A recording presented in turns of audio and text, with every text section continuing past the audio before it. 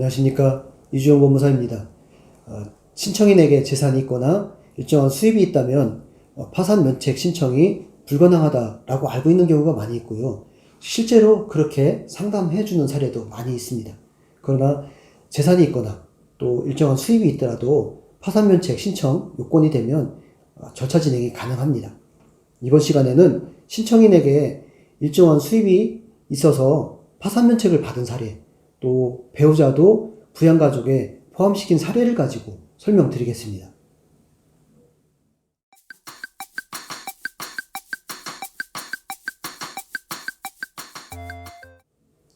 일정한 수입이 있다면 파산 신청할 수 없을까요? 결론부터 말씀드리면요. 수입이 있더라도 파산 신청이 가능한 경우가 있습니다.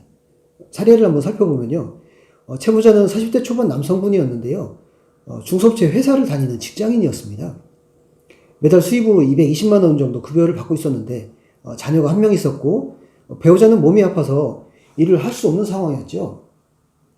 계속적으로 병원 치료를 받게 되었고 실제 신청인 혼자 버는 수입으로 생계를 책임지는 가정이었습니다. 신청인의 부채는 총 6천만 원 정도 되었고 대부분 이 부채가 배우자 병원비 또 대출금 상환으로 채무가 늘어나게 된 것이죠. 신청인은 직장을 다니고 있는데 다른 곳에서 상담을 해보니까 수입이 있어서 파산 신청이 안 된다. 그래서 개인회생으로 절차를 진행하고 싶다. 이렇게 상담을 해 오셨습니다.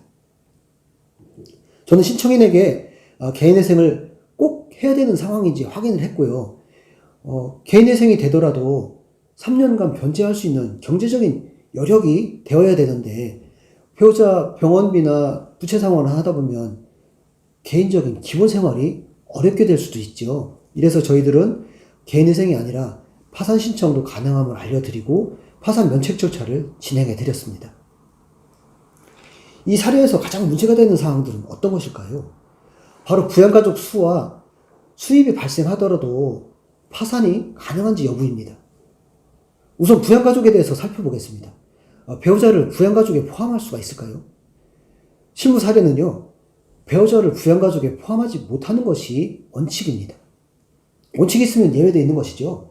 이 사례에서 배우자가 병원 치료를 받고 있고 또 이와 관련해서 경제활동을 할 수 없다는 것이 명확하게 설명이 되는 상황이죠. 이렇게 되면은 배우자도 부양가족으로 산정할 수가 있습니다. 저희 사무소에서는 병원 진료기록, 진단서를 첨부해서 실제 경제활동을 할 수 없다라는 내역과 이런 자료들을 첨부해서 파산 신청을 할 때 첨부 서류로 제출을 해드렸습니다. 다음으로는 수입이 있는데 파산이 가능할까요? 위 신청인의 경우에는 수입이 220만 원이죠. 부양가족으로 미성년 자녀와 배우자를 포함하면 신청인을 포함해서 3인 가족 기준입니다. 3인 가족이라고 하면 최저생계비를 얼마로 산정해야 할까요? 3인 가족은요, 최저생계비로 233만 원 정도 최저생계비를 사용할 수 있고 이 신청인의 경우에는 수입이 220만 원입니다. 그러면 220만 원에서 최저생계비를 제외하면 가용소득이 없죠. 부족합니다. 생활비가. 이런 경우에는 이 사례에서 배우자는 그래서 추가적으로 병원비도 들어가야 되죠. 생계비를 아무리 아끼더라도 반드시 개인 회생을 해보겠다면 모를까. 이렇게 개인 회생도 불가능한 건 아니지만 3년 동안 병원비까지 절약하면서 생활할 수 있는지가 가장 큰 문제입니다.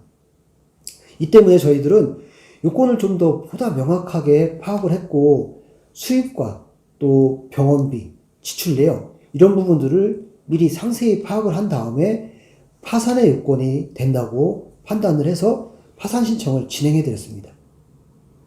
이에 필요한 서류들은 보다 상세하게 저희들이 준비를 했고 파산 신청서에 진술서 내용들을 자세하게 정리를 한 다음에 법원에 제출했는데요. 파산관계인과의 면담 과정에서 추가 서류 제출 등 요건 서류들이 바로 신속히 진행이 되어서 보다 빠른 면책 절차가 이루어지게 되었습니다. 개인 파산은 이렇게 재산이 있거나 수입이 있더라도 진행이 가능한 경우가 많이 있는데요. 이 부분 전문가와 상담이 중요합니다. 이상 신청인에게 일정한 수입이 있어도 파산 면책을 받은 사례를 가지고 또 배우자가 부양가족에 포함된 사례를 가지고 설명을 드렸습니다. 감사합니다.